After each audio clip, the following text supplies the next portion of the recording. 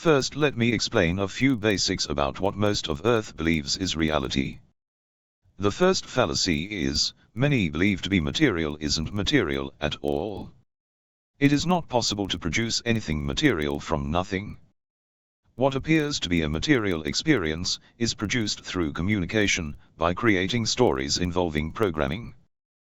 What is thought to be reality, fooling both scientists and the general public, is in fact just stories, being displayed in the form of holographic simulations, in a conceptual screen, in front of you, much like watching a movie in a movie cinema. What the ancient manuscripts referred to involves awareness and self-awareness. Awareness has been from the awakening of nothing. Today, we are told self-awareness is to recognize presumably ourselves in a mirror or recognize the human body. This is the first error made by most, in that you only recognize the human body and not the real self. The foundation of the processing system of life is established on a substrate in the form of a conceptual geometric plane.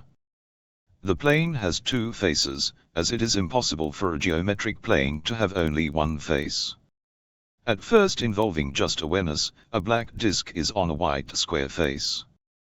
The white face represents the self-awareness of the outer square, and the black disk represents the awareness not self-awareness.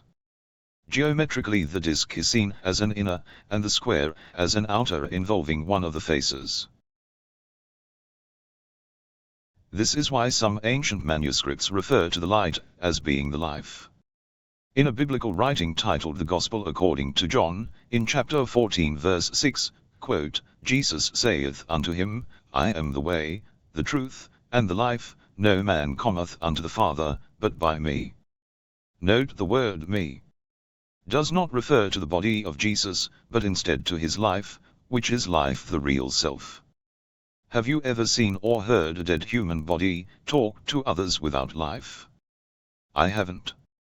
It is not the human body that speaks by itself, as the human body doesn't even know it exists. Try and see if any component of your human body is aware of anything including yourself. Did you get a response apart from life? Lay down on a bed, and look up at the ceiling, so you don't see any member of your body. Now, without shifting your eyes, while looking straight up at the ceiling, place your hand out in front of you, and visually experience the difference between life the real self, and your arm and hand you see. This can be disturbing for some, as the hand and arm seems detached, which in fact it is. Your arm in front of you is not part of life the real self, but is just an image on screen, and the brain is an interface between the images and life the real self. Now that you know that the real self involves both awareness and self-awareness, we can talk about NDEs. What existed from the beginning was awareness, which gave birth to self-awareness, i.e. the life of God, which is the light of man.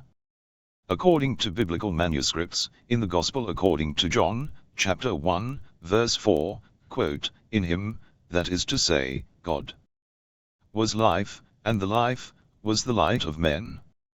Note it is not written, in him, that is to say, God, was Jesus, and Jesus was the light of men. When a new soul is born, that is to say, a new processing terminal is produced, it does not at first involve self-awareness and only possesses awareness. As I mentioned earlier, self-awareness is not being aware of the human body, as the body is not life the real self. When an NDE occurs, the real self is given the opportunity to become self-aware.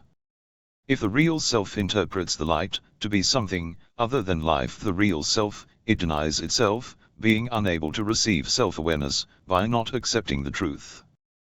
This is why they believe they were not ready and return from the light or white end. Many want to stay in the light, but sadly interpret the light to be something other than life the real self. So, they turn back to what they interpret as reality, involving their loved ones. The next video in this series, I will reveal more about NDEs, and why sin is in the Earth program.